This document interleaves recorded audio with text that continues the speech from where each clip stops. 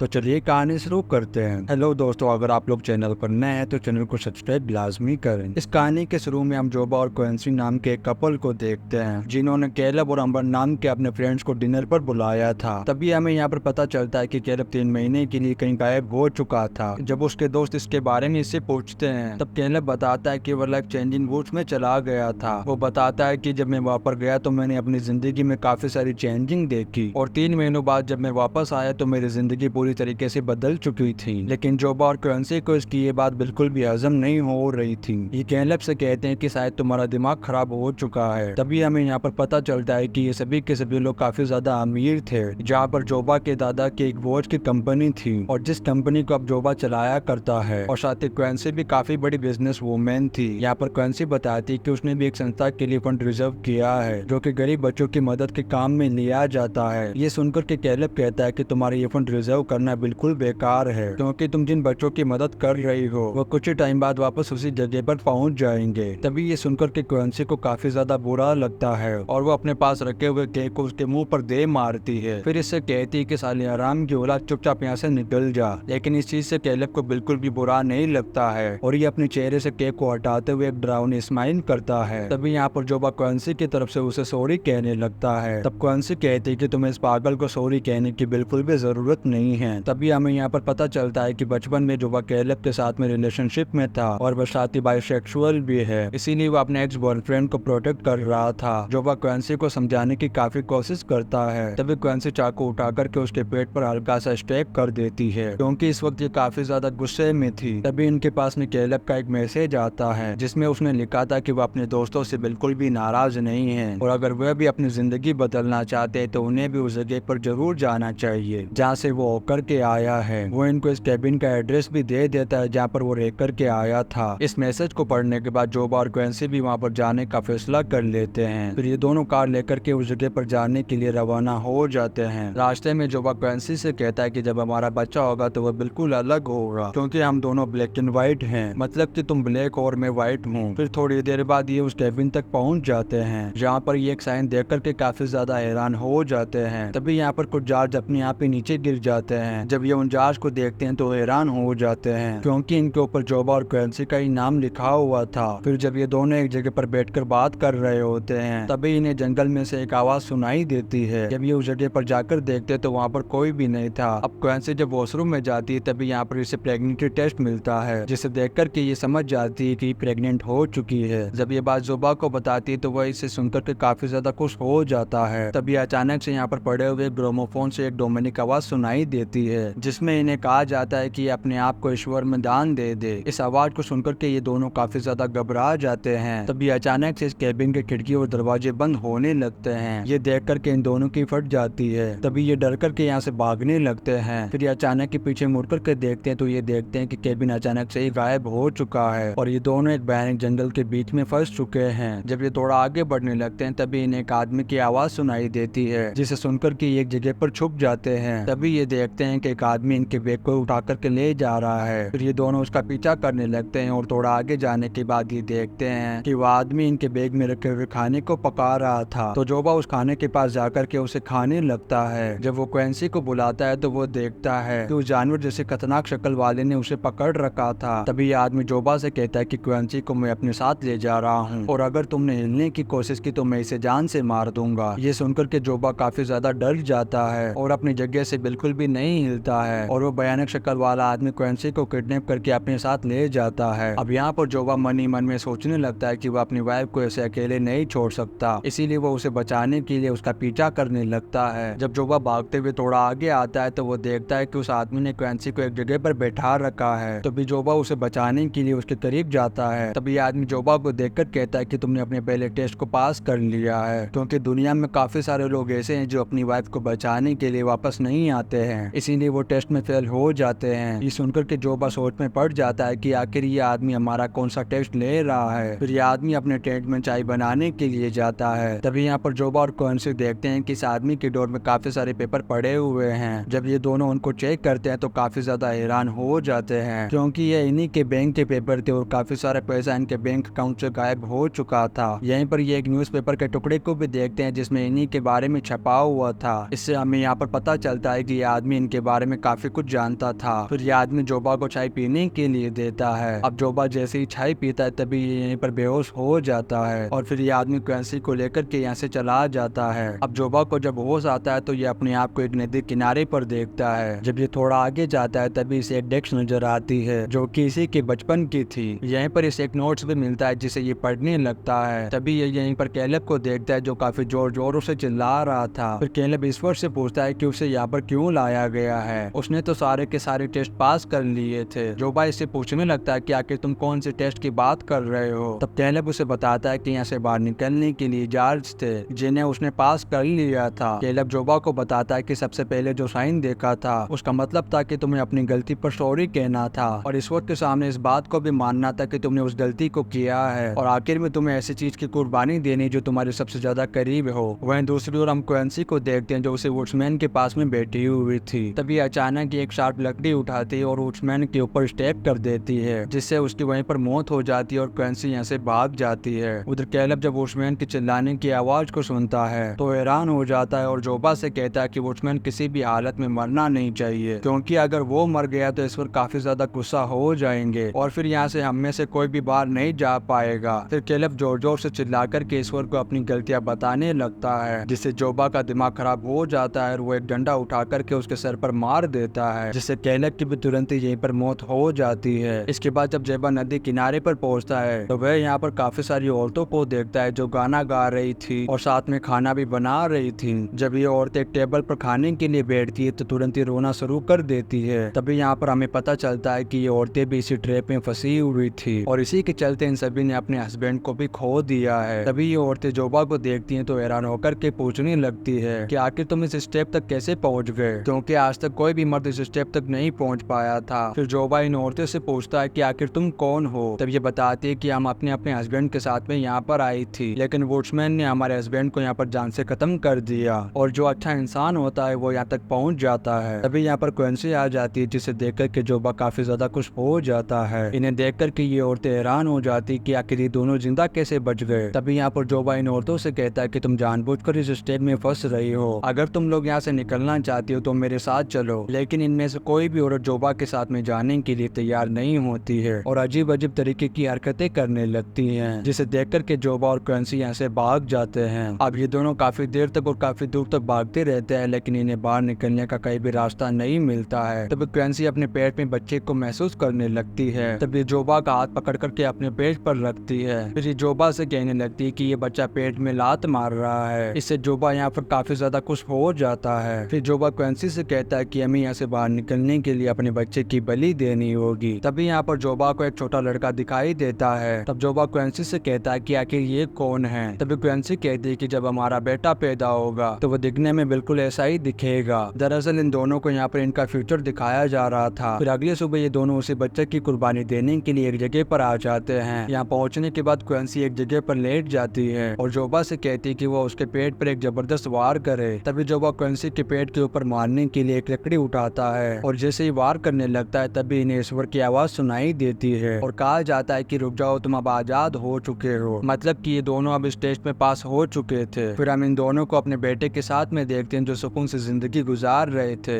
Actual में इन लोगों ने शुरू में ही अपनी गलतियों को मान लिया था, इसीलिए दोनों इस खतरनाक ट्रैप से बाहर निकल जाते हैं। इसी के साथ ये movie The Woods Are Real खत्म हो जाती है। वीडियो कैसा लगा आप लोग कमेंट करके लाजमी बताएं और अगर आप लोग चैनल पर नए हैं तो चैनल को सब्सक्राइब भी लाजमी करें। आप लोग वीडियो को like and comment share and subscribe लाजमी करें। मिलते हैं नेक्स्ट वीडियो में।